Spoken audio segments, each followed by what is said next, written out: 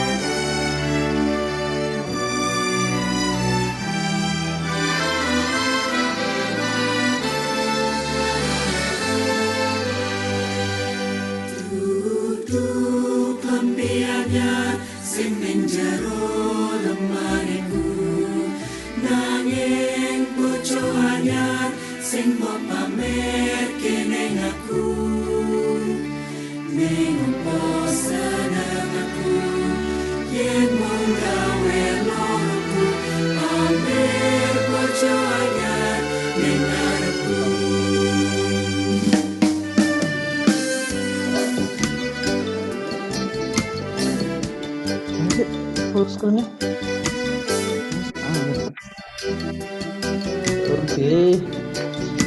Oke,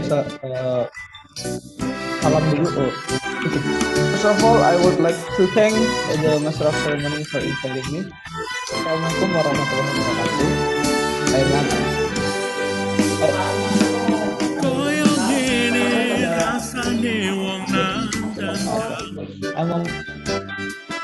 Dino wengi atiku rasane peteng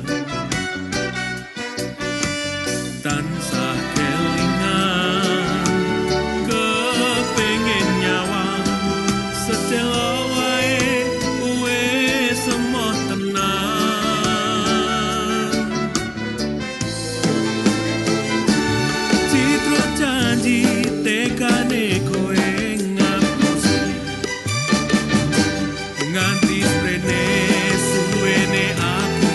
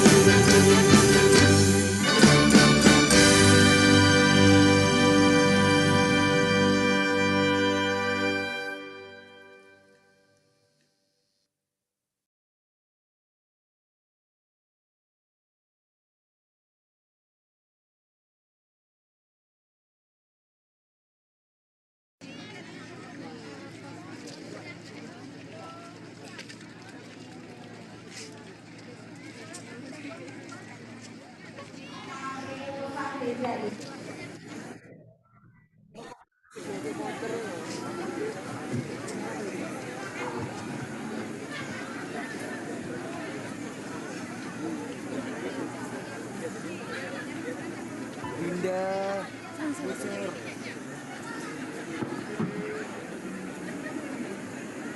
Oke lah, aku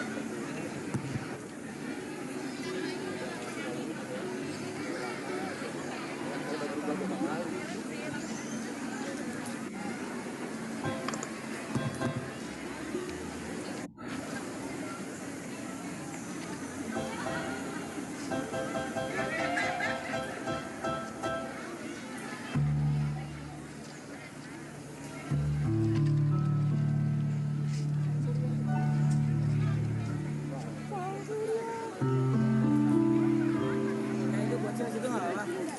Bocor situ nggak apa-apa.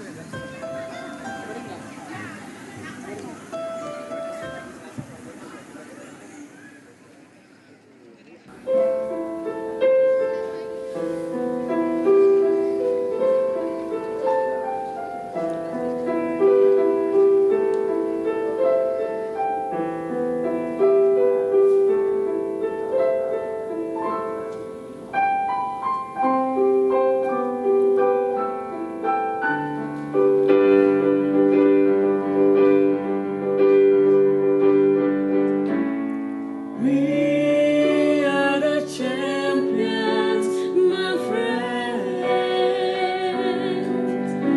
and we'll keep on fighting till the end.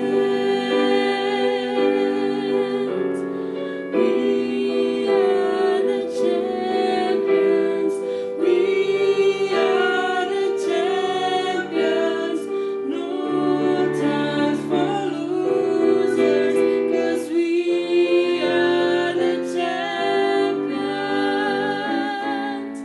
of the world.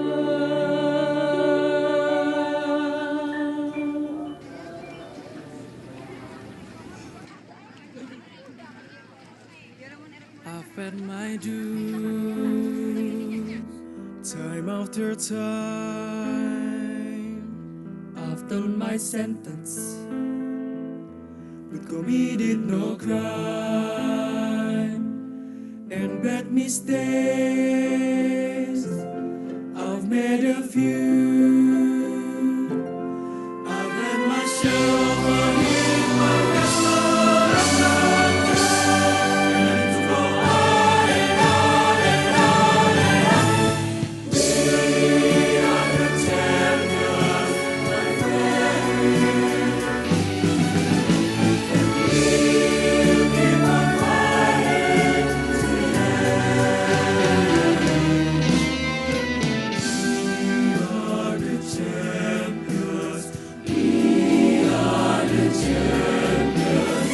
No time for losers. Yes, we are the champions of the world.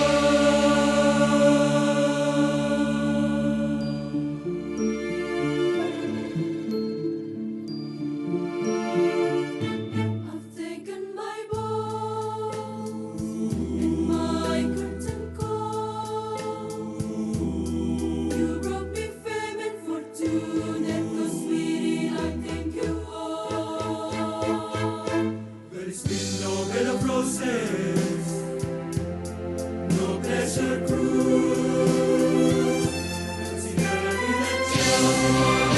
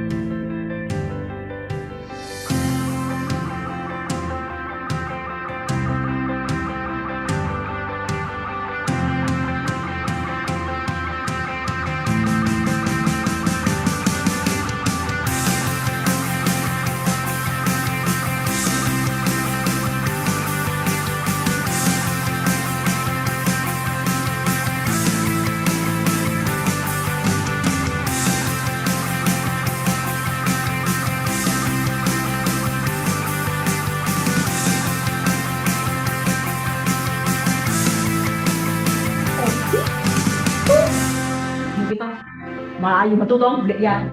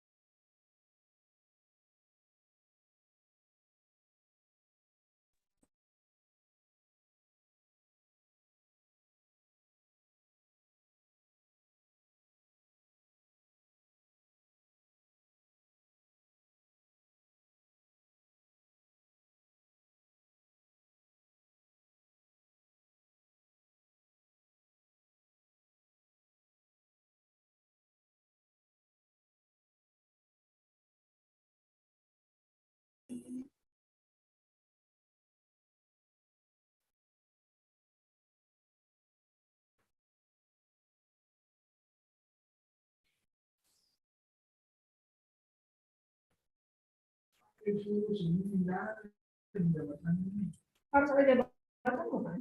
Ini. Soalnya permintaan dari kementerian.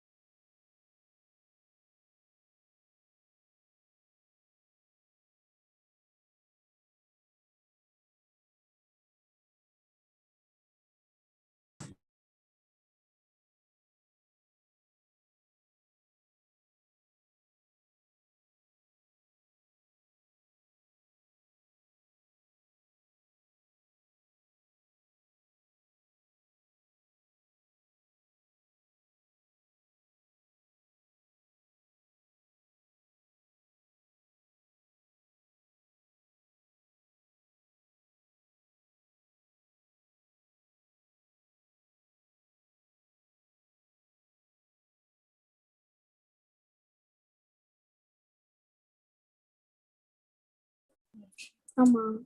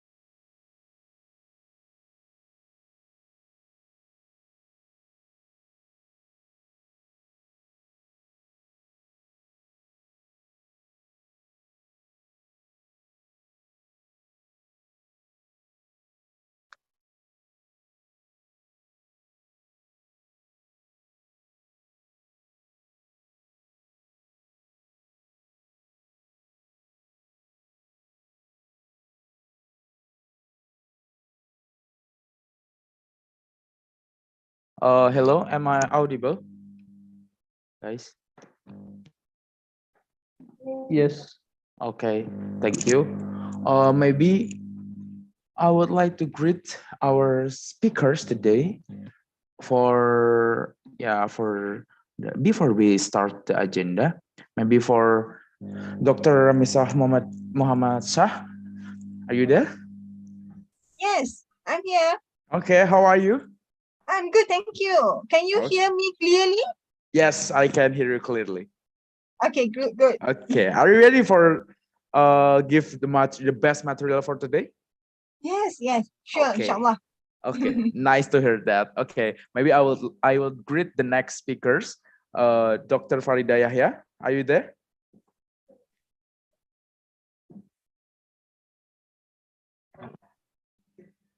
Okay, for Dr. Farida, we can hear your voice.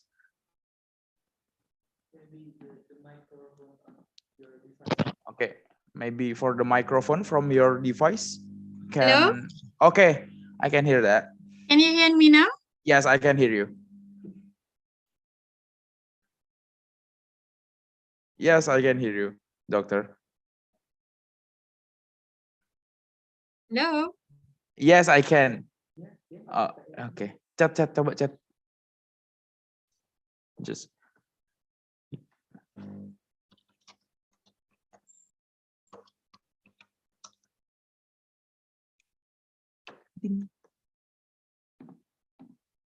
Okay. Okay.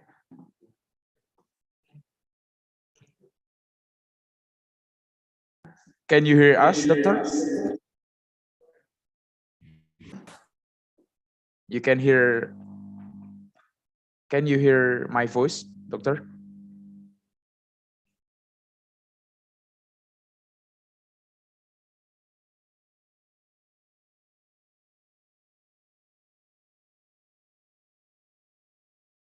Okay. Okay, maybe Dr. Farida can hear my voice. Okay.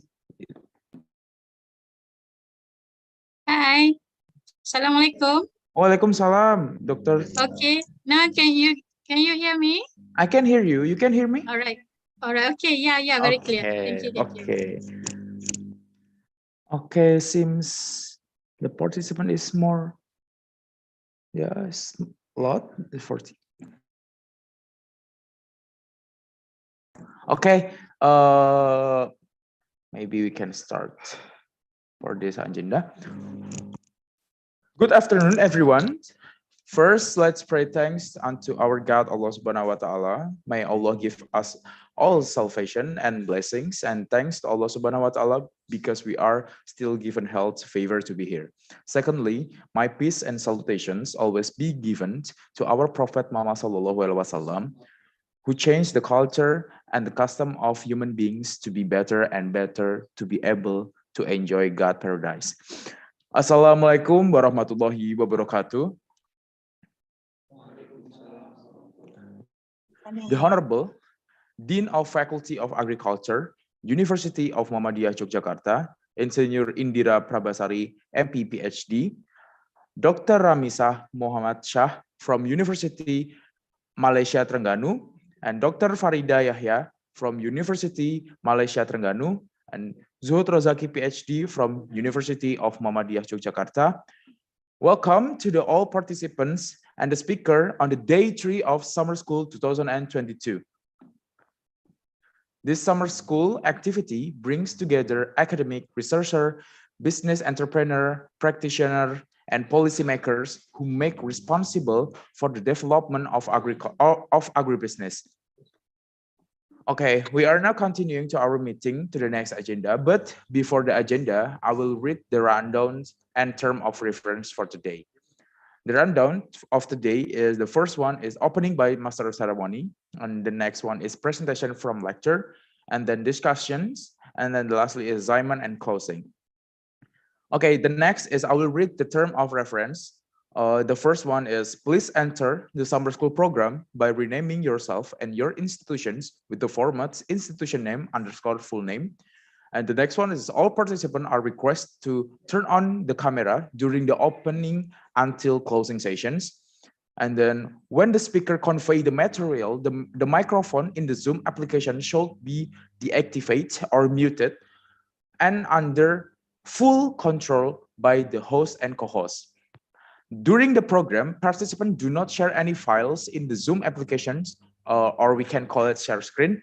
And then the next one is at the question and answer sessions. If you would like to ask the questions, please use the raise hand feature in the Zoom application, and you can ask the question after the moderator allows it.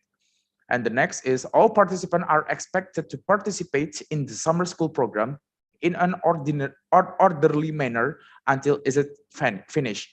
And the last one is if you have any network error, you can participate through YouTube by the name Prodi Agribusiness UMY. Okay, hello participants. Good afternoon. How are you? How's it going? What's popping? I hope you all the participants have a good conditions and health for joining this day 3 of summer school. Maybe before the agenda lead by the moderator, I want to I want to follow the participants to turn on your camera before we start the agenda.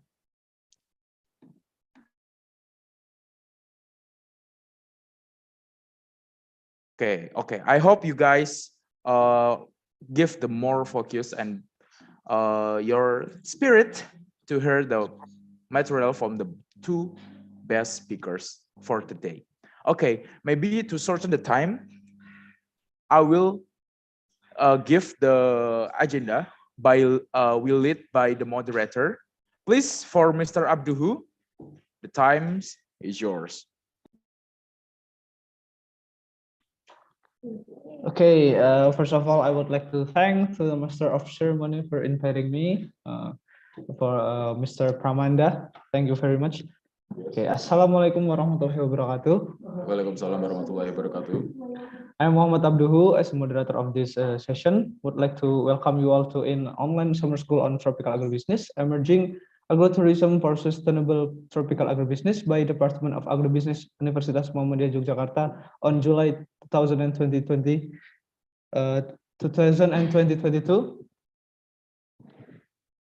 I will lead the presentation and discussion at today's event.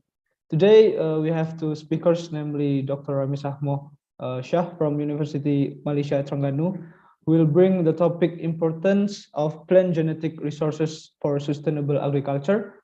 Hello, Dr. Ramisah Shah. How are you? Hello, Mr. Moderator. I'm good, Hello. thank you. Okay, great. And then Dr. Farida Yahya from University Malaysia Terengganu, who will bring the topic oyster, mushroom, and its application in food products. Hello, Dr. Farida Yahya. Hello, hi everyone. Okay, before starting, I remind you to do the following things. First, don't forget to turn on your camera. Second, please use virtual background. The third, don't turn on the microphone while the speaker is delivering material. And the last is after the speaker is finished, you can ask question either via chat or directly turning on the microphone on the discussion session. Let's move to the first agenda, presentation from the first speaker. Our first speaker is Dr. Ramisah Shah. Are you ready, Doc? Yes, good to go.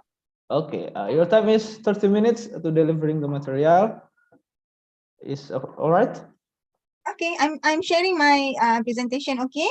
Okay, it's good. To all participants, please enjoy and listen carefully. Let's listen to the presentation from Dr. Ramisah Shah. And dear Dr. Ramisah Shah, time is yours. Thank you, Mr. Muhammad Abduhu, for letting me here. And so can you all see my presentation? Yes, we can see. Okay. So as what Mr. Abduhu telling us now, so today I would like to share with all of you about the topic on the importance of plant genetic resources for sustainable agriculture. Okay, so this is my brief introduction of myself. So I am Dr. Ramisa Muhammad Shah. I am a lecturer at Crop Science Program, Faculty of Fisheries and Food Science, University Malaysia Terengganu. So I have been teaching in UMT, I think since 2004, and almost more than 15 years, I guess. Before we start, can everybody join my Slido question here? You can type in slido.com and enter the number, or you can also scan the QR code. So I just would like to know which institution and country are the participants for today's webinar.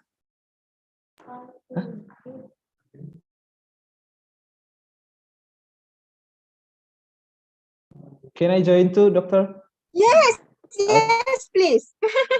All participants are welcome to join. Just mention which institution or your university and your country. Like UMT Malaysia, something like that. Okay, so we got a participant from Polytechnic Pertanian Negeri Samarinda, Indonesia. Muhammadiyah, of course. Okay. UCST.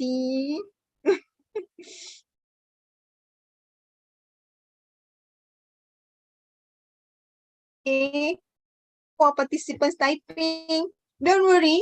I didn't know who you are actually.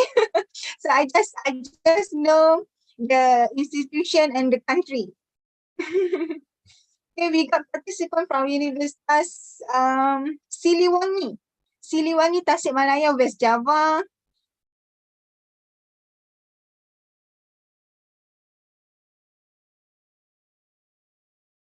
Muhammadiyah, the most participants for today. Okay, we got of course, we got participants from University Malaysia Terengganu as well. And Universitas Kokro Aminoto Makassar. Is it right? That's right. Very nice. Universitas Muria Kudus. Very nice name. And we have Quips, Perlis.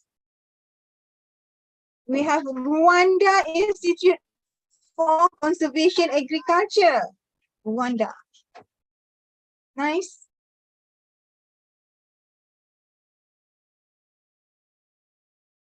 Any other?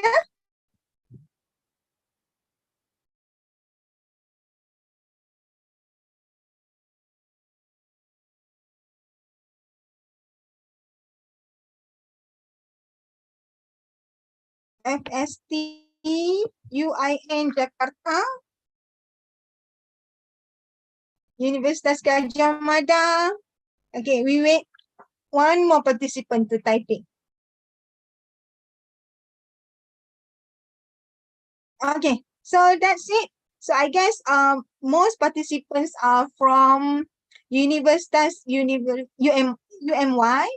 Muhammadiyah Jakarta, Indonesia, and other institution from Indonesia. Okay, so welcome to my talk. So before I start my sharing today, I would like to share with you a bit about University Malaysia Terengganu. I hope I can play the video. If not, I hope Mr. Abdul can help me on this. So I will try first, okay?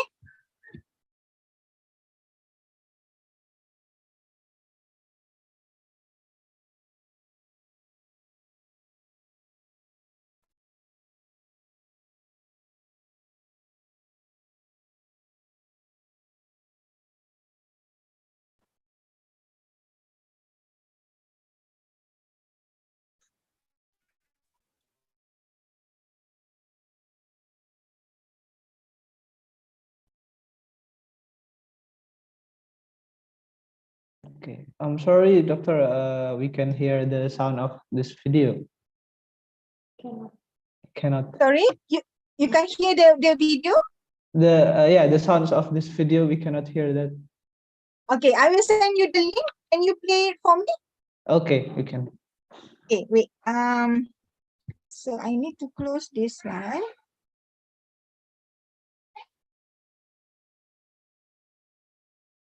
Where is the chat? So I'm sending the link at the chat room.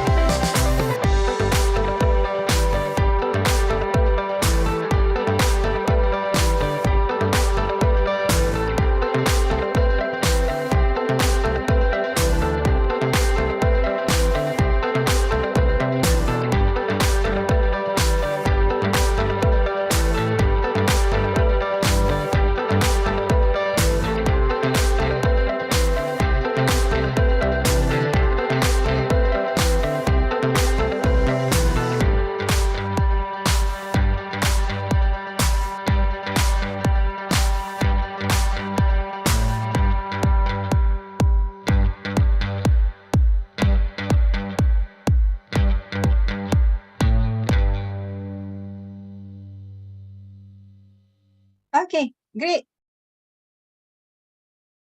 I share back my presentation. Okay, thank you. Thank you, Mr. Abdul, Okay, for the welcome. sharing.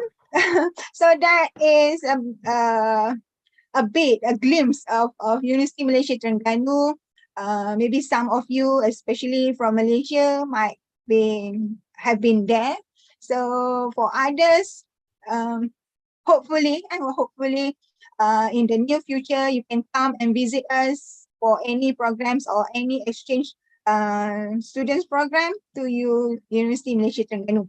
And this is the QR code for my faculty. So for Facebook and also for the websites, feel free to browse into our University Malaysia Terengganu Facebook and also the websites for further information. Okay, so I'm sorry I have to turn off my camera because my internet connection is not very good.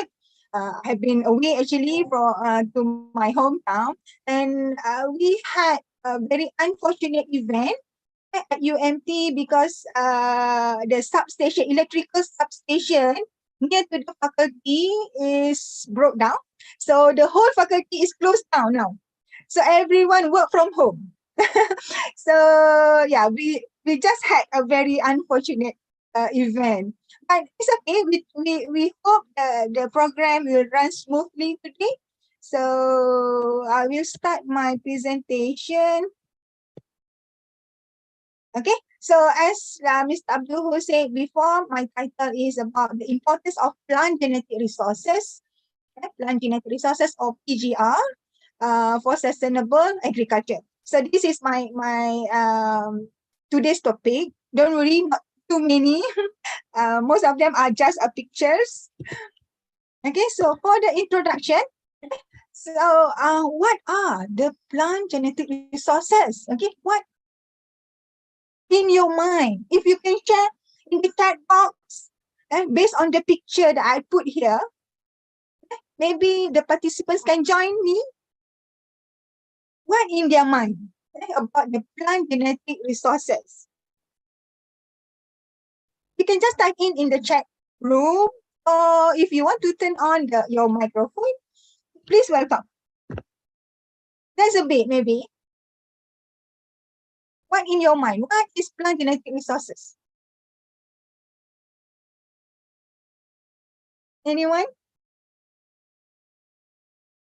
Mr. Abdul, you can also join us. Okay, from UMK, the resource of genetic plant. Okay, thank you for sharing your thought, Mr. Muhammad Imanuddin. Any other opinion?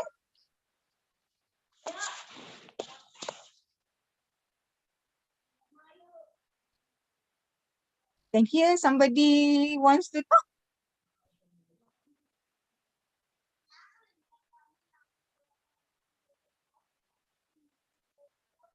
Based on the picture, what can you see?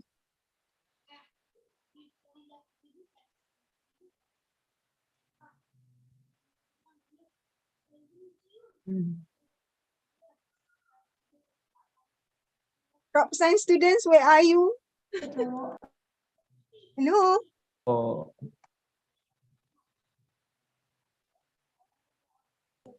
to get the other genetic gen of plant, maybe? Genetic differences? Yes. Right? Yeah. Okay. So, based on what others already share, some say that any plant materials from which plant can be grown, and also a lots of variety of plants. Okay, thank you for sharing your thought. Okay, so this is the definition, the real definition of plant genetic resources. Okay, so for the rest of my talk, I will referring plant genetic resources as PGR. Okay, so when I talk about the PGR is plant genetic resources. Okay, so by the definition of the Convention of Biological Diversity in 1992, so they say they already gave the definition for PGR, which is any plant materials of present and also any plant material that might have potential value for humans, for now and also for later, for our generations. Okay, that is genetic resources. And they are includes all of this, which is traditional varieties, pollen dresses, and modern cultures, crop wild relatives, wild plant species or weedy species, which is I can explain further after this. Okay, so when we talking about any plant materials, plant materials could be in any form, any type. So some of them are in the seed form. Seed form. So seed is producing from the sexual reproductions, and also we had materials from asexual reproduction, from tubers, from cuttings, and even from tissue culture or micropropagation materials are called as asexual reproduction. Okay, so any type of plant materials, seed, tubers, cuttings, tissue culture, and also the DNA. Okay, the DNA, the genes itself, the genome of the plants, okay, they are the type of plant materials. Okay, so the PGR includes the traditional varieties. Remember, so they are landraces. What are landraces? So they are actually the homegrown varieties by the farmers. So they are original. They are has been adapted to the environment, to the agronomy practices by the farmers. Okay, this is just the examples of landraces. So this is the Philippine rice. We can see there are variables. They are very diverse. They are different in terms of the color, in terms of their size. Okay, this is the Philippine landraces of rice. And we can see also here, I put the picture of the Mexican maize. We can see the landraces of the maize from the Mexico. Okay, so they have very different morphology, morphological appearance compared to the developed or the modern varieties. So these are the landraces. Okay, landraces is the homegrown varieties. So what about the modern varieties? So modern varieties, we can call it as hybrid. It's a result of any breeding programs or any registered land races that has been recognized by the government or by the institution, by the country. We can call it, and the modern varieties has been used by the agriculture production intensively. So that is modern varieties. So we can see differences between landraces and also the modern varieties. What about the crop wild relatives? So they are the relatives of the crop that has been using in the agriculture production. Okay, so they are wild and normally has not been used in agriculture production. And we also consider the wild plant, wild plant, and also all the weedy species as the plant genetic resources. Okay, maybe some of you like asking why plant, why relatives, wild crop relatives has been considered as plant genetic resources. Because all these species might be useful for later production. Okay, so some of them I will show in my slide where the wild plant contributed to the breeding program. Okay, so plant genetic resources are based on the center of origin. So this big map here showing you where the crop has been originated. Okay, we can see in our region like Southeast Asia here, we can see that banana, coconut, something like what we have here. An apple, no apple. Okay, some eggplant. Okay, they are originated from this region. Same goes to other crop. Okay. So what about the sustainable agriculture? So we are talking about the importance of plant genetic resources for sustainable agriculture. So when we talk about the sustainable agriculture, we are talking about the farming practice and also the system that might enhance the economy, the natural resources of the environment, and also for the social interaction between the farmers, the community, and the use of the farming practice and system is to meet the present needs. Whatever we need here now, whatever we need to live, to life, we need food. Okay, so and also to fulfill the needs, we cannot forget about the future generation. We cannot compromise the ability of the future generation to meet their needs as well. Okay? So that's why we need the sustainable agriculture to ensure whatever we have now, okay, whatever we have now could be presented to our future generation, as well. Okay, that is about the sustainable agriculture. So they must be economically viable. If not viable, if the farmers still poor while producing all the food for other people, so it's not sustainable. Okay, and it's, so by sustain, we must have the social supportive for the quality life of the farmers, the families, the communities, and also we need to maintain the ecosystem. To maintain the ecosystem, which is the ecosystem is the plant genetic resources itself. Okay? So the relationship between the PGR and agriculture. So you already know that PGR is any plant materials, and of course plant genetic resources are related to agriculture, because to produce the agriculture product we need the plant genetic resources. And about the in situ and also ex situ conservation program, I can explain that later on.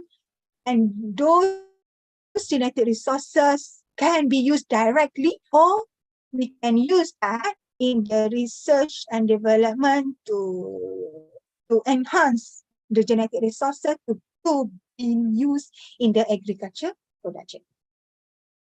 Okay, so before you sleep, can you join me again on slido.com, type in the number, okay, and answer the question. All the participants are welcome to join. You can either scan the QR code or you can type in the slido.com and enter the number 5987089.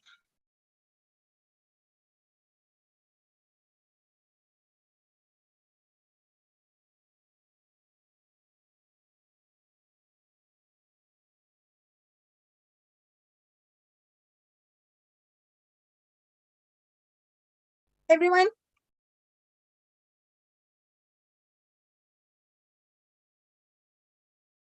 Which of the following is not one of the plant genetic resources materials?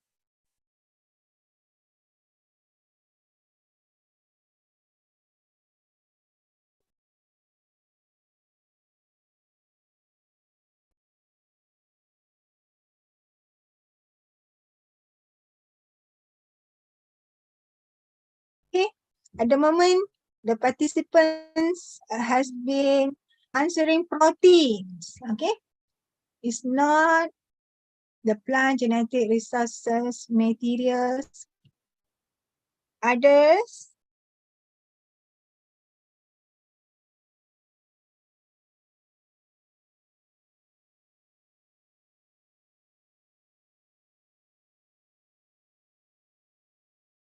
It's not, okay? It's not one of the plant genetic resources material.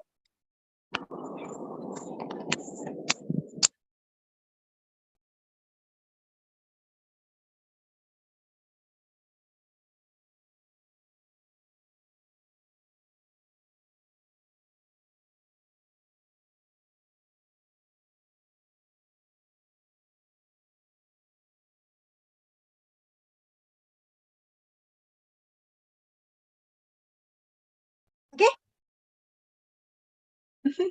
So the numbers is still moving.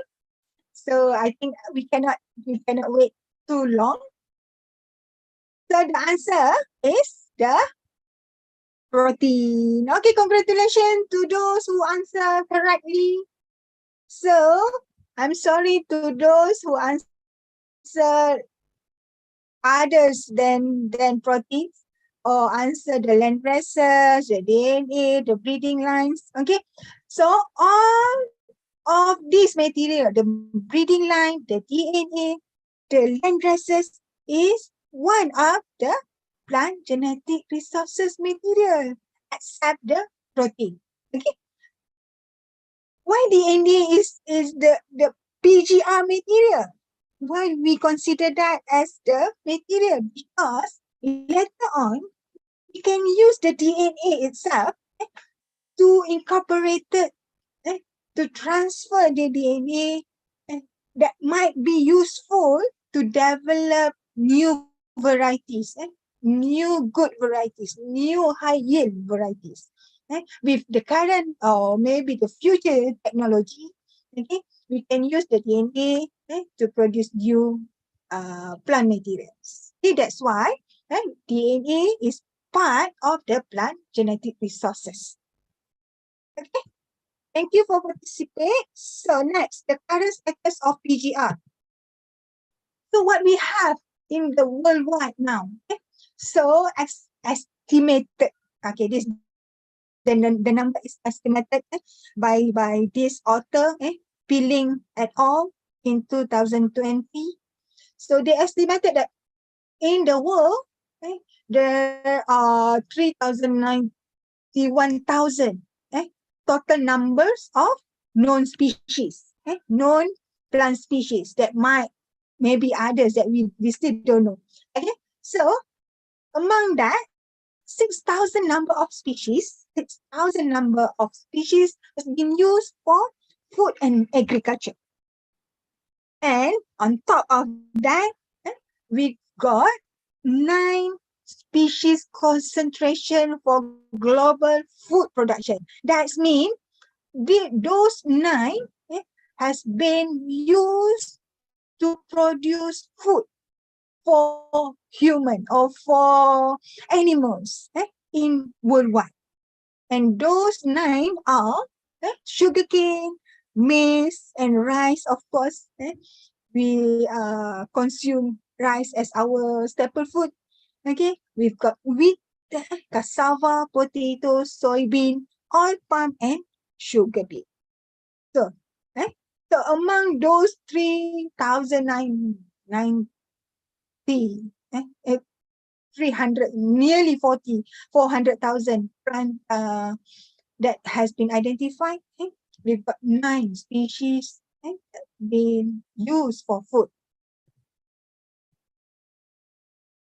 Okay, so for those plant genetic resources, the main important step for the PGR is the conservation. We need the conservation, which we can do it by 2 ways. The first one is the ex situ. We've got here is ex situ. Ex situ means outside their natural habitat. Okay? The in situ means the inside, the original habitat. Okay, so we didn't bring any samples out from their habitats for in situ, but differ to ex situ, where we conserve all the samples outside. So we bring out, all the samples, whether we can bring out the seed, the cuttings, the pollen itself. We can also extract the DNA and keep them outside the habitats.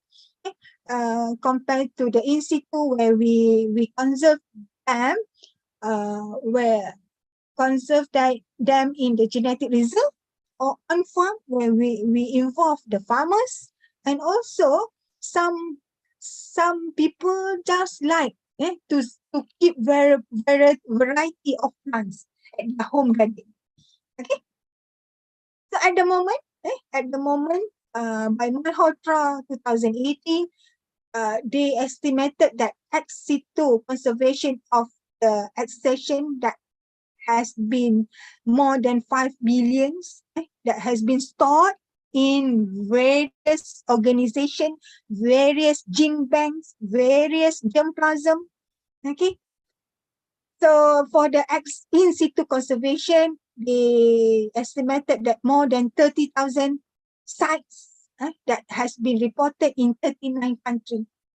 Okay, that has been conserved all the plant genetic resources. Okay, this is the example of ex situ conservation, the famous one, which is the Royal Botanical Gardens Kew in London. So they have two places actually in London. The first in the, I think the near to the city, to the London itself, and they have another one in Wakers region, where they also have the Q Millennium Seed Bank. They keep, I think, more than millions seeds here in Royal Botanical Garden Q. So the example, I guess in every country have their own gene banks, have their own germplasm due to the policy or something like that. They already know the importance of PGR. So that's why all countries have their own gene bank. Okay, this is another ex situ conservation in Svalbard. Svalbard Global Seed Vault in Norway. The biggest or the largest seed vault in the world, where more than millions of seed can be stored in these facilities. Okay, so the facilities is at minus 40, minus 46 degrees Celsius, and all those seed, all gene banks in the world submitted all the seed as a backup, in case anything happen. Just like in Philippines, they have flooding, so all the gene banks, all the materials in their gene banks has been broken, so they can get back all those seed from the Svalbard Global Seed Vault. And also for Syria gene banks, they have been in the war, so they can trace back all the seed and produce more, and to be used in their country. That's the importance of the gene bank. This is the example of in situ differ to ex situ. So there are many in situ conservation, which we store all the plant genetic resources at their habitats. Okay, so this is just example of the national park around the world. We also have the in situ targeted area, where especially for crop wild relatives. Okay, remember I talked about the importance of crop wild relatives. So in the world, we have various places where they conserve, they put effort to protect the areas itself, just for crop wild relatives, such as like this one for coffee, and this one in Armenia for triticum. Okay, so hopefully, we can, with the characterization, with the research and development, we can use all those important traits in crop wild relatives to enhance our agriculture products. This is another example of on-farm conservation. On-farm, where the farmers itself, helping in conserving all those varieties at their farm. Okay, at their farm. And in some countries like India, they have like policy, they have incentive for the farmers to grow all the PGR. So that they not only grow only one varieties for the production. They also have many varieties, just like in this picture. Okay, so the farmers have various type or various varieties of corn or maize at their farms. Okay, before everybody sleep, please join me again at slido.com. Typing 5987089 and answer true or false the statement on the screen. Ex-situ conservation is an approach to conserve PGR inside the original habitats, whereas the in-situ preserve the PGR outside the natural environment. Okay, come on, everyone.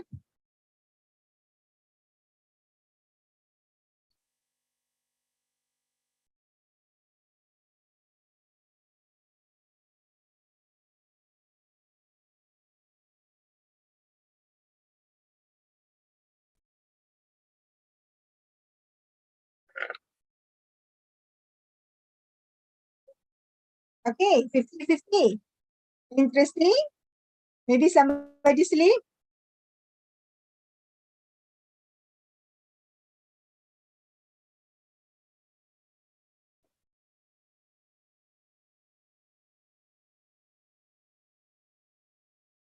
Okay. So now we've got 73% answering correctly.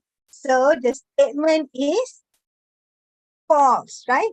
So the ex-situ conservation conserve PGR outside their natural environment, whereas the in-situ preserve the PGR inside. So it's the other way around. Okay, congratulations to those 79%. The answering the question correctly. Okay, so the use and the importance of plant genetic resources. So we can divide the use of PGR into two. The first one is for the commercial purposes, where the all those PGR can be used in the agriculture biotechnology, for seed, for crop protection, to produce new varieties. We need the PGR. Okay, without the PGR, without the variation, we cannot do the breeding program. Because in any breeding program that we want to do, we need the variation. If, let's say, we have a rice variety, we want to produce new one, okay? But we only have one. We have no variation. So how come we can mix or we can cross the variety that are the same to produce the new one? Okay, that's why we need the PGR, because the PGR produce will contributed to the variation that has been needed for any breeding program. Okay, so the PGR also can be used in the industrial biotechnology. We can use the enzyme for textile, for food, for feed, Okay, and also we need the PGR for pharmaceutical industry, where many chemical compounds can be extracted from plant genetic resources to produce any pharmaceutical products, any medicines. Okay? And for the non-commercial purposes of the PGR, we can use them for taxonomy studies, that contribute to the science of describing and also naming the species. And also we can use them for conservation, because the PGR is the most important part in any agriculture productions. So that's why we need to conserve before we lose them. So this is just an example of success story, the use of PGR, and the success story of Norinthan wheat, where the Norinthan is actually the wheat that has been produced by crossing the Japanese landraces. Remember the word landraces? Landraces is the varieties of the farmers.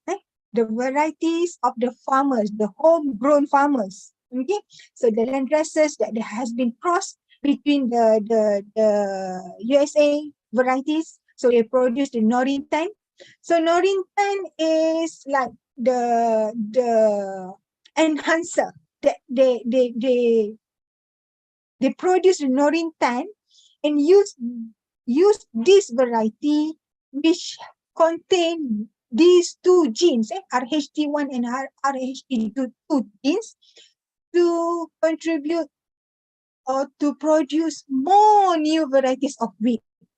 Okay, they are semi-dwarf and they use the fertilizers very efficiently because of those two genes, and they are the starter for the Greek Revolution in the world. Okay, so based on this Norinthan wheat, people has been using all those genes and produce more wheat varieties, and they can produce the wheat massively and with high yield wheat production.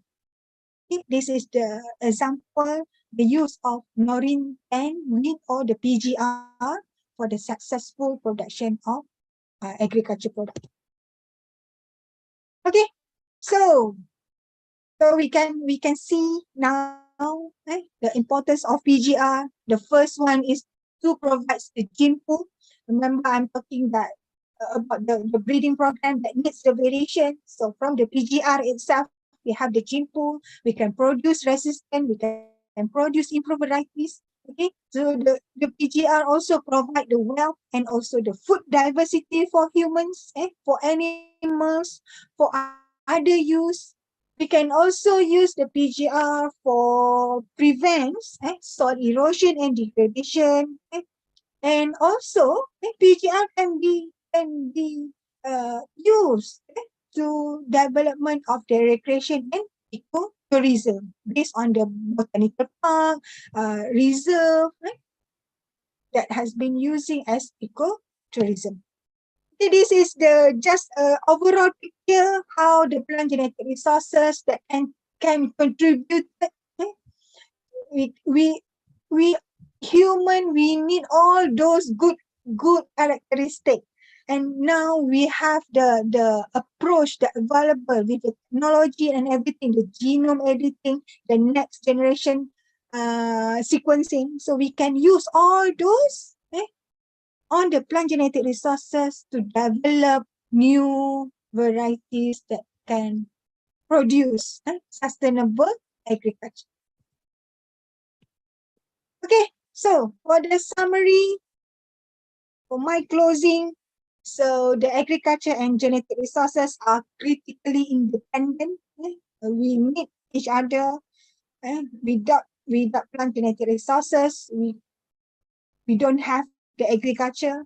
And with effective and the use of modern technology, we can we can use that to meet the challenge by the demand of the food, and also the conservation of crop genetic resources is needed for each country and requires attention to make sure that all those PGR are available now and also available for our future generation. Okay, so I end my talk with this kind word from the Hafler and Lefebvre in 2012 that our heritage is our future, humankind's responsibility for food security. So thank you very much for listening. Hopefully you can have some take-home messages that you can use later on. Thank you. Assalamualaikum. Waalaikumsalam. Thank you very much, Dr. Ramisa. It's a great presentation, and you can interactive with other participants. It's great. Thank you. And for me personally, there's a new knowledge, excellent knowledge. Yeah, thank you very much. And I want to notice one thing that plant genetic resources very contribute to the variation plan that useful for the human lives and for the sustainable agriculture. Okay, and jump to the second speaker is Dr. Farida Yahya. Are you ready, Doc? Hello? Yes, yes. Okay. All right. Okay, to all participants, please enjoy and listen carefully. Let's listen the presentation from Dr. Farida Yahya. And dear Dr. Farida Yahya, time is yours. All right. Okay, Assalamualaikum warahmatullahi wabarakatuh. And a very good day to everyone. Thank you so much, Mr. Abduhu. Okay, let me share my slide first.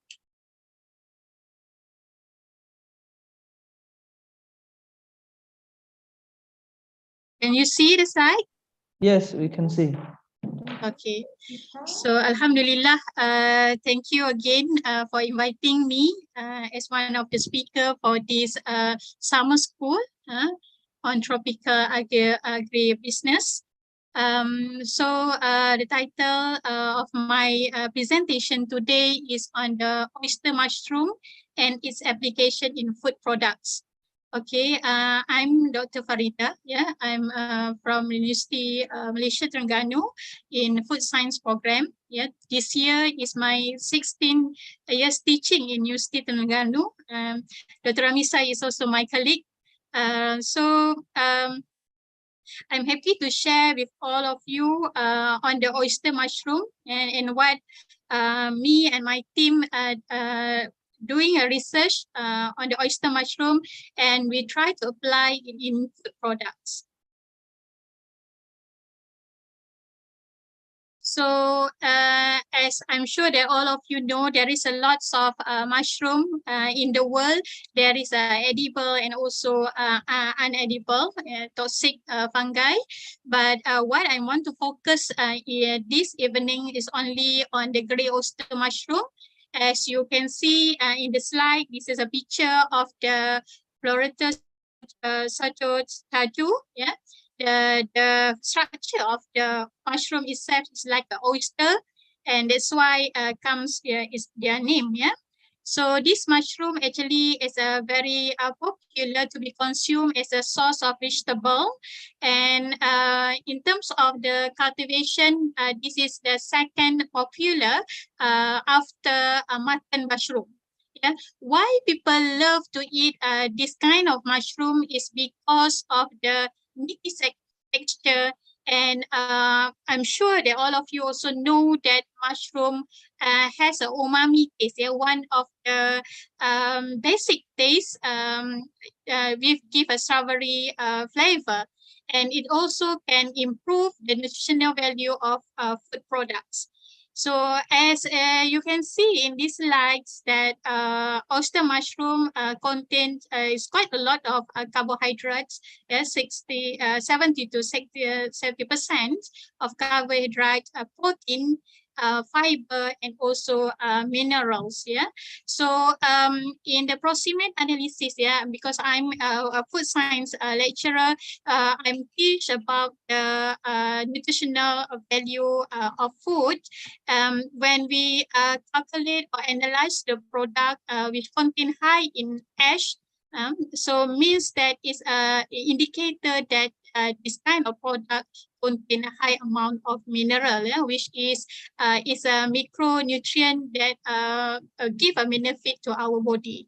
So this oyster mushroom also have quite a lots of vitamins, yeah, especially vitamin B, and also this is good to know that the amounts of fat in oyster mushroom is quite low. And that's why there is a lot of study done in order to use this mushroom in order to substitute or to replace protein. Yeah, so we use plant-based. Yeah.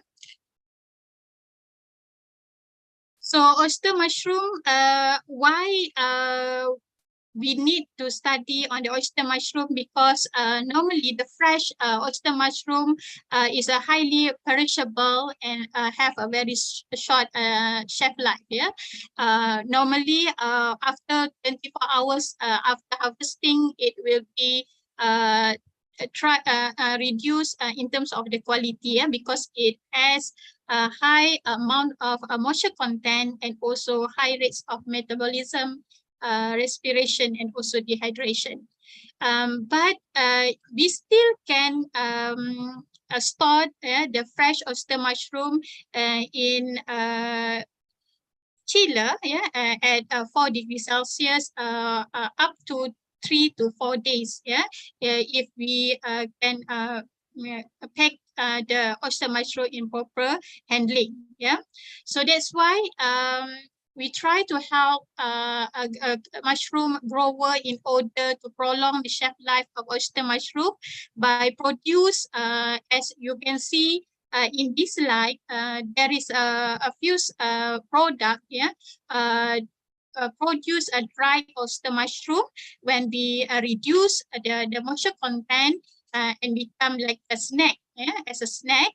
And also there is also a study, our team also do a research on the oyster mushroom powder.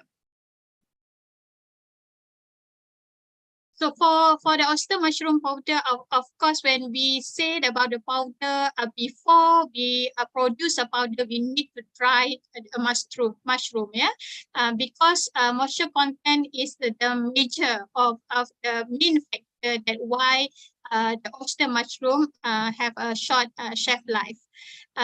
So our team in our research, we do several study on the different types of drying method in order to produce powder. Normally, for the best, I can say that the optimum drying method that can be used in order to produce powder by using freeze drying method. Yeah. However, we know that the freeze drying method is very costly, and this sophisticated instrument cannot afford by the small and medium size of enterprise business. So that's why we try to help them in order to use different or alternative method of drying, which is more economic, like using a microwave or oven drying or even sun drying. But with the study done by our team, we found that oven drying is the best one in order when we compare with the dried freeze drying method that can retain in terms of the quality of the powder. So we know when the oyster mushroom becomes a powder, is easy to handling and even for storage. Yeah, and it is also will help the grower can especially for the food industry, which produce a product for the mushroom base, can reduce in terms of the cost of transportation, because it become a powder. So we don't need any big space or in order to do for the transportation or even for storage.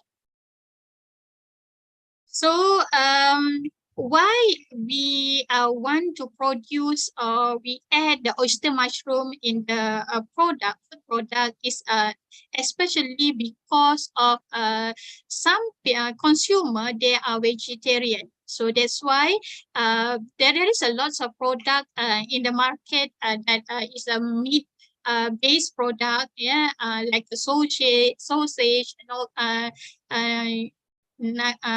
sausage, nugget, ball, meatball, and so on.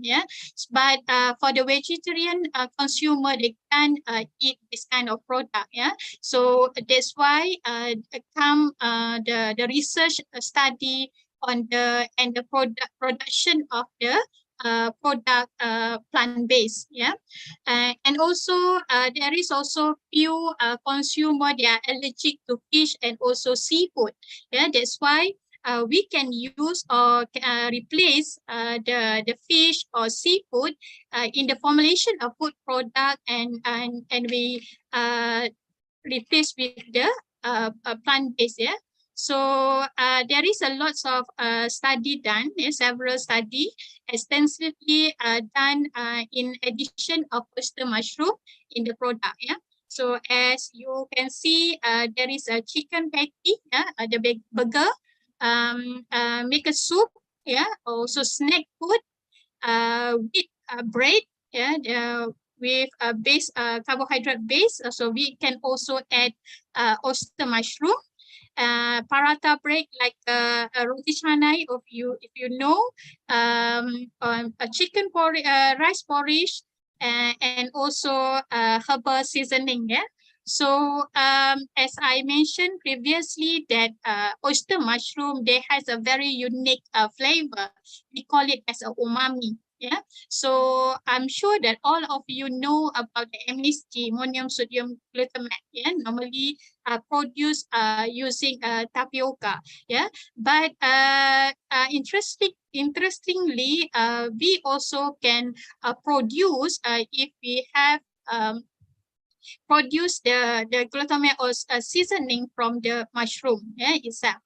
Okay, so this is also I want to share to all of you is what I'm and my team done for the study on the cracker, fried cracker addition with the oyster mushroom, sausage, chicken sausage, and also edible tablespoon. Means that the base of the product is from the oyster mushroom. So this is also an example of the product that we produce. It's a picture of the oyster mushroom. If you can see in this picture, the first picture, the product or the sample will be present to the panel or the respondent in order to get their degree of acceptability, in order to get the opinion from them, which of the sample are more accepted by the panel. So we do a mushroom soup, with different types of drying method, and this is the edible tablespoon. So hopefully we can try to help to produce eco or friendly environment product. Means that when you use a tablespoon, you also can eat the spoon after you eat your meal. Then this is the sample of the picture of the cracker. Normally cracker produce using by using lots amounts of fish or seafood. Yeah, but we also can add oyster mushroom, yeah, in the formulation. And this is a picture for the chili sauce. Yeah, so we also add the the oyster mushroom powder in the chili sauce. Why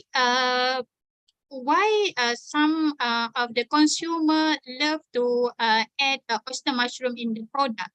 This is because some of the product, they are very good in the nutritional value in terms of let's say in terms of fat or protein, but then some of them is less a fiber. Yeah, so that's why by addition of oyster mushroom, we can help to enhance the nutritional value of the food product.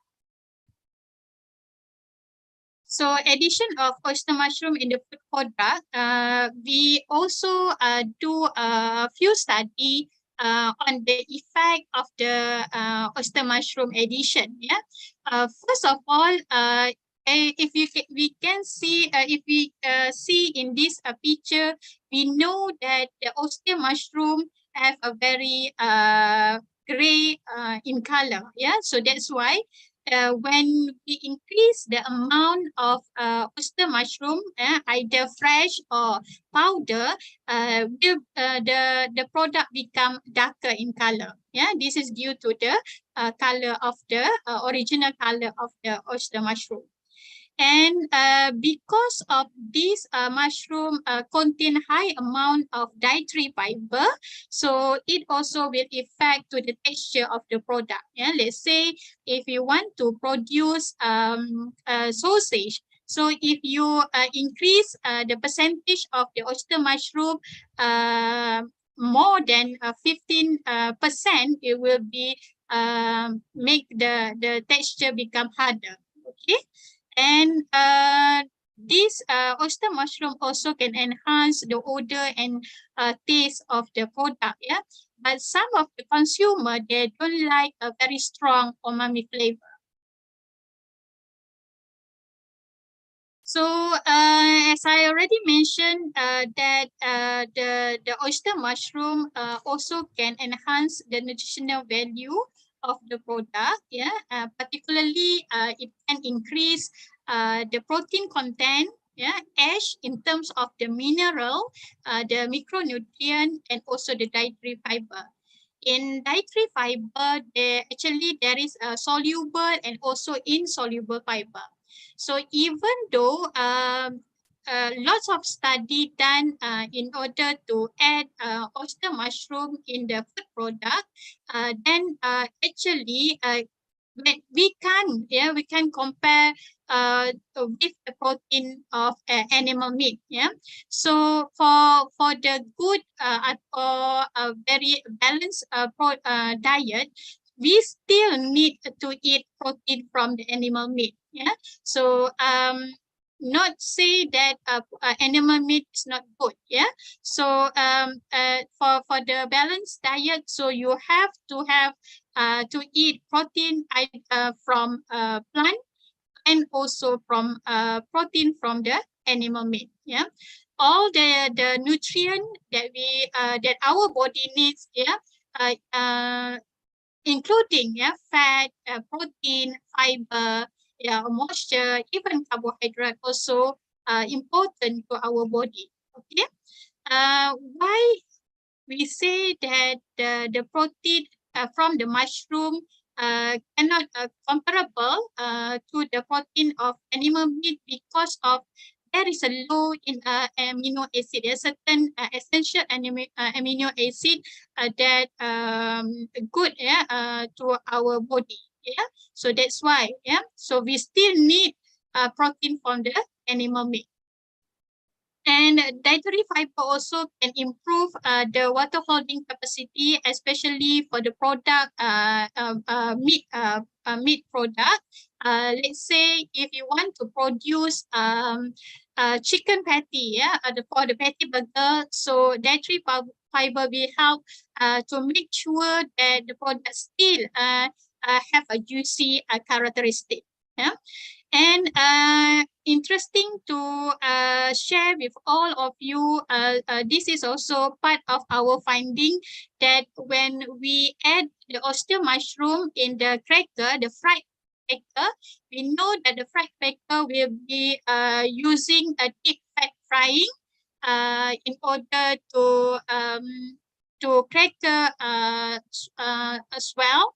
So the oyster mushroom addition of cropo or cracker contain low in fat content because the fiber give a function in order to reduce the oil absorption. Okay, then it will be, of course, it will be lead to the decrease in terms of the fat content. And this is the potential benefit on health. So that's why if you read any articles about the mushroom, normally they will be claim that oyster mushroom, yeah, or the whole mushroom can be used as a functional food because it contain antioxidant, antimicrobial, and oyster mushroom also can help in terms of lowering the blood pressure. So we know that how our pressure become increased because of the blood vessel will be become thick, narrow because of there is a plug or block by the fat. Yeah, so we know that oyster mushroom is low in fat content, and it will be help that our vessel become more become reduce the plaque in the vessel. So will be low, will be lead in terms of the lowering the blood pressure. And it also can reduce the blood glucose because mushroom, the oyster mushroom is a low glycemic index. We know that the glycemic index is actually become when we consume any source of carbohydrate. We know that some like simple sugar, normally they can quickly boost the energy. Yeah, that one is a high glycemic index. So when you eat a simple sugar like a chocolate or ice cream, then you gain a quick energy, but at the end you become tired and still and hungry.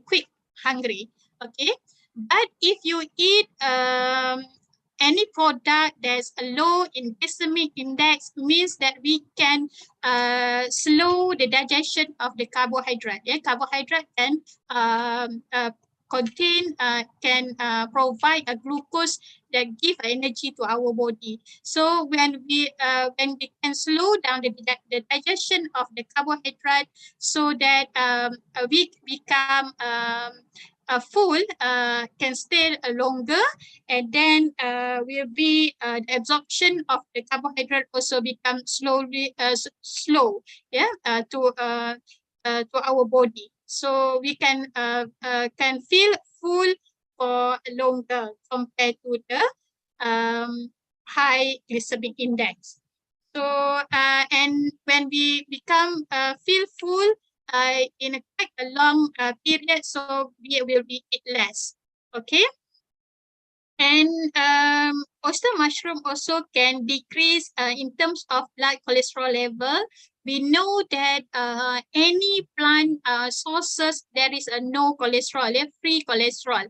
And also because of the mushroom content is a very little amount of fatty substance, yeah, ranging up to 0.01 to 0.2%, yeah, in the mushroom itself, yeah. And lastly, I want to share with all of you when we do any product development, if you want to add any kind of develop a new product as a marketing strategy, we also need to know the sensory acceptability of the product. Yeah, so there is a lot of study done on the sensory acceptability, where we try to get information or opinion from our target consumer before we start to commercialize or launch our product. Yes, from that we know that who is our target consumer, and we also know the demand of our potential product. Yeah, so when we run a sensory acceptability evaluation to untrained consumer, means that there is no basic on the sensory evaluation. Yeah, anybody can be as a panel or respondent. So we can see there is a trend. Yeah, means that when you add a high amount of oyster mushroom in the product, will be decrease the quality in terms of sensory. Let's say here can be the oyster mushroom addition can be accepted up to only 20% in the cracker product. Yeah, only 8% in edible tablespoon, and 5% in addition in biscuit. Yeah, this is because of increasing the percentage of oyster mushroom powder in the formulation will decrease the mean score or the acceptability of in terms of color, because it's become darker in color, odor and taste, because we know that oyster mushroom can give a strong and unique flavor, and some a consumer doesn't like it, and of course for the overall acceptability. So therefore, I will share with all of you from the previous finding, we can conclude that addition of 50% of oyster mushroom in any food product is a maximum amount to be added. Yeah. So from that, I will end of my presentation. Thank you. Thank you very much, Dr. Farida Yahya. Your presentation were great and giving excellent knowledge for all. And I'm interested in this topic because oyster mushroom can be made into powder and can be applied to many products. And an example of an interesting product is an edible tablespoon. I think it's very great. Okay. Now let's move to the next session, which is discussion. For those who want to ask directly, you can use the raise hand feature on the Zoom application, and I will invite you in order or via chat. Please write down your question in the chat box with format author name _ question, and I will read that question to the presenter. Is there any question? Okay. Please, Mr. Iyad, you can ask. Assalamu alaikum wa rahmatullahi wa barakatuh. Thank you. I want to ask some question. How can we use the powder of mushroom? I see you use paste and little tablespoon mushroom soup. So what on? Second question, why oven dry than freeze drying? We know that freeze drying is the best drying for drying method. Third question, do you make a comparison between food elements and after drying?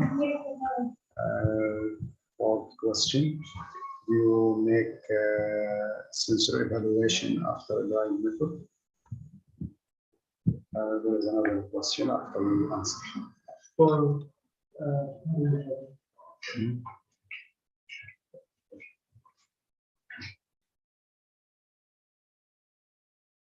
The question is for Faridah Yahya, right? Dr. Faridah Yahya.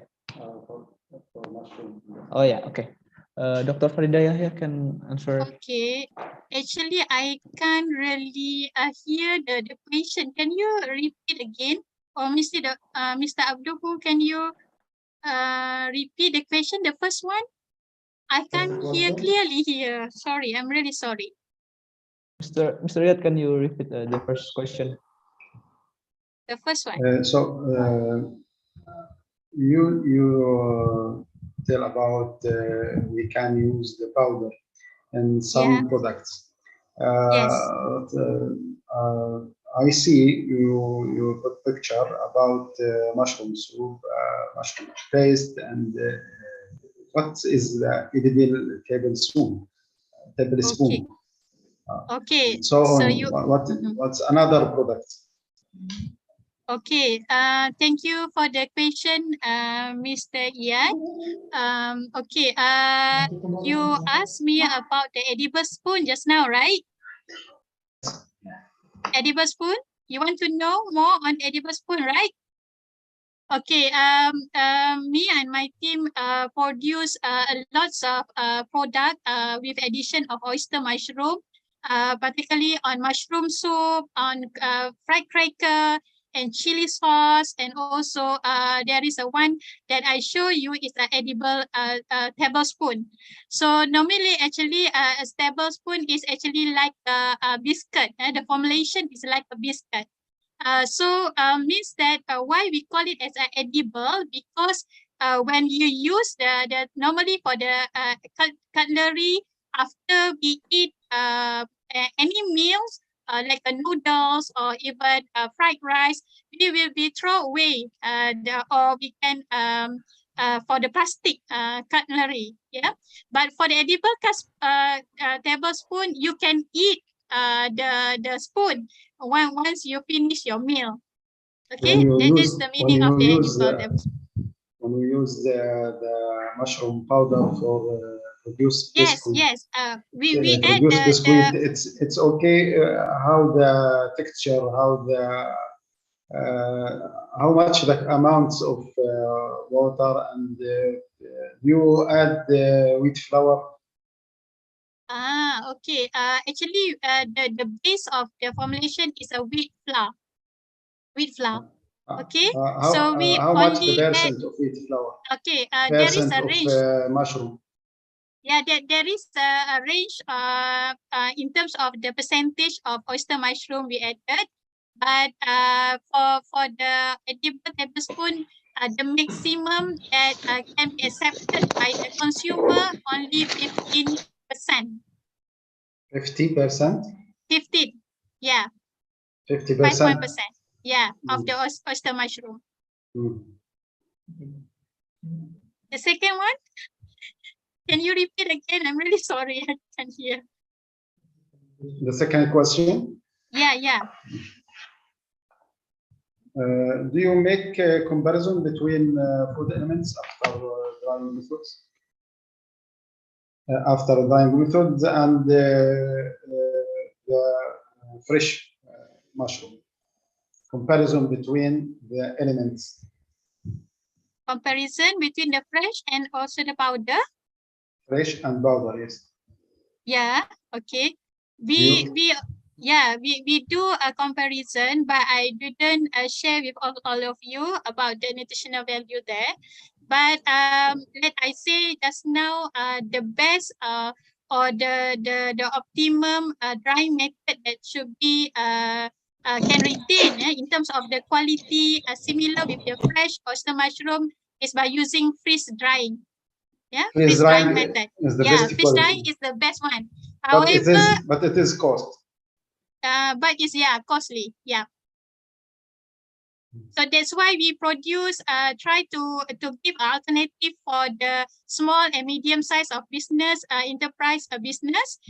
They can use the oven drying, but there is a certain temperature of drying that we use. It should be a low temperature in order to retain the nutritional or in fact the antioxidant in the mushroom itself. Okay. Do you make comparison between the antioxidant Yeah, and, yeah, and fresh and after drying. yeah. My another question for sensor evaluation Okay. of the product. Do you make sensor evaluation for the biscuit, such as or chili sauce? Yeah, all the product, all the developed product will be run for the sensory evaluation. Mhm. And how the consumers Consumer, opinion, yes, for the consumer acceptability. stability. Yeah. Thank you. Thank you. All right. Thank you, Mr. Iyad, for the question. Okay, thank you very much for Mr. Iyad for the question, and thank you for the answer from the Dr. Farida Yahya. And then next question, please, Miss Agustina Sanjayani. Yeah, thank you, Pak Abdul. Thank you so much for the opportunity. I would like to have some question to Dr. Farida. Assalamualaikum, Doctor. Thank you so much for your very inspiring presentation. Yeah, there are some questions. First, how much can we get yield from converting fresh produce into what is it? 12% powder. Sorry, 12% Mr. Content powder with 12% Mr. Content. Can you repeat again? Really sorry. I can't hear. Yeah. Sorry. So, Yeah. Excuse me. How? Hello. If we convert fresh produce to dry powder, Yeah. yes. Mm-hmm. How much we get? I mean, how many percent we get from? I don't know. Maybe we have a 1 kilogram. Okay. Into, All right. 12%. Okay. 12%. Yes. Okay. That's my first question. Yeah. Okay. And then the Okay. second one. Yeah. The second one. What optimum condition for sun drying? Sun drying process to be applied to produce oyster mushroom powder. I mean, I think it's really good for SMEs, but you really want to know maybe in more detail. Yeah. Okay. Yes. And maybe you can elaborate more about the effect of addition of the oyster mushroom powder to water holding capacity in meat product. Okay. Yeah. All right. Okay. Thank you. Thank you so much. Thank you so much, Miss Agustina, for the question. It's very interesting question. First of all, I think the first one is you mean in terms of the yield of the powder, right? Okay.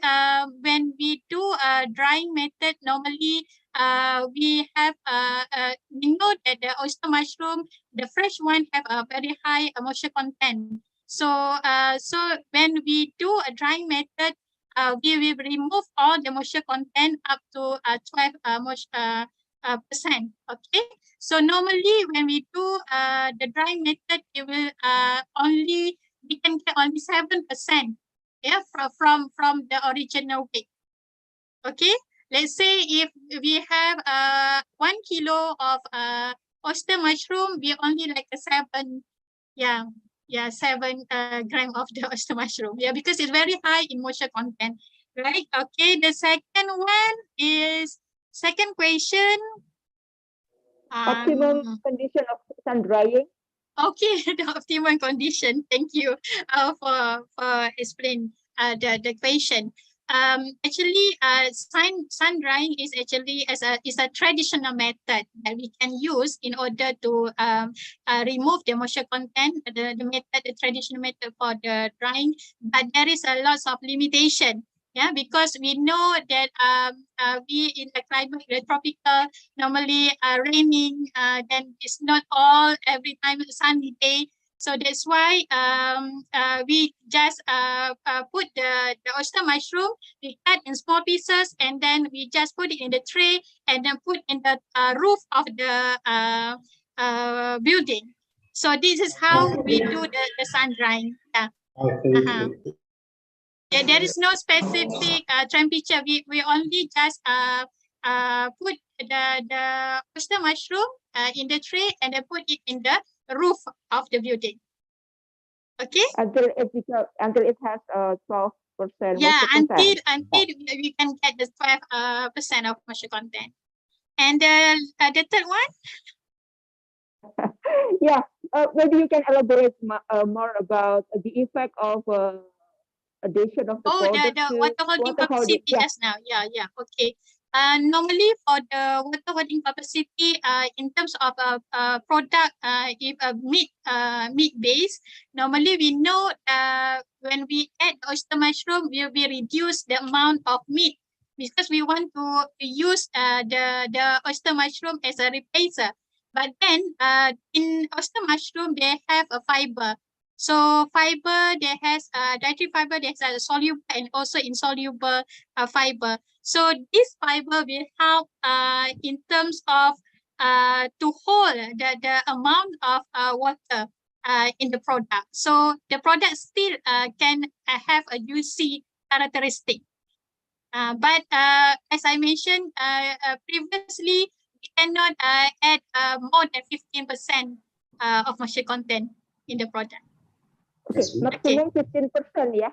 Yeah. This is the maximum that I can suggest, right? about sun drying. Thank you, sir. About sun drying, I think the mushroom must be quickly dry. When the sun dry, it will be spoiled after 2 days. Then I think it's must be quickly dry. Pardon me, I can't hear you, Mr. Yet. I think the mushroom must be quickly dry. The sun dry is will be spoiled after 2 days only. Yeah, because sun drying, before we dry the product, the mushroom, even though using a sun drying, we have to chop in small pieces. We know the oyster mushroom is quite thick. And yeah, the structure of the oyster mushroom is quite thick. So that's why we need to chop in small pieces. And sometimes it takes a longer time of drying. So that's why it's not good for business. And not suitable to dry in the sun. Not suitable, the sun drying, not suitable for mushroom. Yeah, it's not suitable. Yeah. For the business purposes, it's not recommend for use of sun drying. Okay, because we don't have much time, I will read the last question from the chat text box. The question is from Junior Stuti and is for Dr. Ramisa. The question is, what is your opinion about a plant species which developed by genetic modified technology? It's give a negative impact or useful for PGR. How about the genetic erosion? What might happen because the technology? Please, Miss Dr. Ramisa, can the answer? Okay, thank you, Miss Johnny Astuti. Is it Miss? Yeah, I think. Okay, thank you for the question. Okay, about the genetic modified organism or with transferring genes from other organisms to plant species. We introducing any DNA, new DNA, new genes to the to the varieties that we want to enhance the productivity. So in my opinion, as a molecular biologist researcher, uh, I personally, I don't against the technology. I don't against any modified plant species that has been using genetic modified technology to produce it. Okay.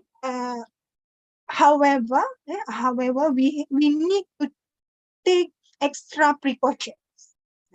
We need the policy, we need the law in terms of releasing all those plant organism that has been modified, because there are many concerns, especially on the health risk to the human, and also there is concern about the environmental effect after we have been using all those genetically modified plant varieties or plant materials.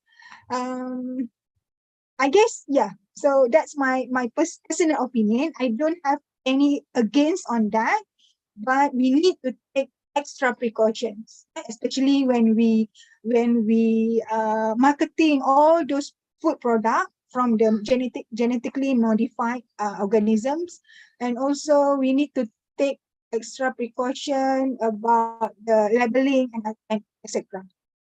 Okay, so about the genetic erosion that might be happen because of the technology, is it right? Okay, so the genetic erosion. Okay, so genetic erosion can happen due to many reasons, especially nowadays, due to the development, due to the land clearings, due to the monoculture. Okay, because people, farmers, communities tend to use one species. Okay, so they farm only one varieties, because they already know that varieties might produce very good yield or very good quality. That's why people tend to use that. That's why here the PGR itself, the conservation of the PGR is important in order to reduce all those genetic erosion, because genetic erosion is the process of we are losing all those genetic characteristic of the plant materials. Okay, that's why we really need to conserve all the PGR. Okay, thank you for the question. I hope it suit your question well. Okay, Okay. back to you, Mr. Abdul. Okay, thank you very much for the answer and the question. The last before I'm closing the discussion, just because the time is up, so I'm closing the discussion session, and before the ending of the session, I want Dr. Ramisa and Dr. Farida to give a closing statement. Maybe the first is from Dr. Ramisa. Please, Dr. Ramisa, to give a closing statement. Okay, I would like to thank all the community, all the organizer for this year summer course program, especially to the head department, Dr. Zuhud Razaki, for inviting me and Dr. Farida to joining as a speaker at the program. We are very fortunate actually to share. We are not the expert, but we are just sharing the new or the information about the field of studies. So I hope all the participants can get good message out of this webinar, and hopefully we can see you next time in near future. Thank you very much. Assalamualaikum. Waalaikumsalam. Okay, thank you, Dr. Ramisa. And the next closing statement from Dr. Farida. Please, Dr. Farida. All right. Thank you, Mr. Abduhu. So Alhamdulillah, I'm really happy to share with all of you about my findings, yeah, on the oyster mushroom. I am see there is still lots of question to me in the chat, but if you want to contact me, just please do not hesitate to email me. I will give it to my email to the moderator after this. Then all the best to everyone. Thank you for very good participation in this summer course. Yeah, really happy to have all of you here. And inshallah, yeah, we can collaborate in the future. Inshallah. Assalamualaikum. Waalaikumsalam. Miss Dr. Farida, can we get your PowerPoint? Yes, sure. I will give it after this. Okay, thank you. Thank to the speaker. Before we end our session, we will give certificate for Dr. Ramisa and Dr. Farida. The first one is for Dr. Farida. We will take a picture together. On a 1, 2, 3. Okay. Next, for the Dr. Ramisa certificate, and we will take picture. 1, 2, 3. Okay, thank you very much for Dr. Ramisa and Dr. Farida. Okay. Important information for certificate to all participants is only given who take part in activities and do assignment every day. And once again, thank to the speakers and participants. I'm Muhammad Abdul as a moderator today. Sorry if there in any error or mistakes. I will return to the Master of Ceremony, Mr. Pramanda. Thank you. Please, Master of Ceremony. Okay, thank you for Mr. Abduhu, and thanks to all the speakers for giving a very amazing material that I think that all participants have excited when heard the material. So I hope for all participants get new insight and new knowledge about the material that have been given by the two speakers. Okay, for the last, maybe please all the participants have to turn on your camera because we will take picture together. Maybe all the participants have turned on your camera, please. Okay. All the participants, maybe, okay. Maybe we can take a picture right now, okay? Okay, the first slide is 1, 2, and 3. Cheese. Okay. Okay, the next slide is 1, 2, and 3. Cheese. Okay, once again, last, and 1, 2, 3. Okay, that's all. Okay, that's all for this agenda for the day 3. Don't forget to follow the participants that you have the assignment that you have, or you have to finish it. And and by the moderator said before that if you want to get a certificate, you have participate in all the agenda for the summer school, and then you have to done your assignment too. And okay, for the form, for the assignment will be sent to the WhatsApp group later, and the assignment must be done no later than 11:59 p.m. at Jakarta time tonight. Okay. Maybe that's all for all participants and for the speakers. I'm Pramada Horilisan as the Master of Ceremony of the Summer School on Tropical Agribusiness 2022. Would like to say thank you and see you in the next day. Terima kasih, thank you, sampai jumpa, see ya. Wassalamualaikum warahmatullahi wabarakatuh. Salam. See you. See you guys in the next day. Okay, all the best. Yeah, thank you for Doctor. Yeah.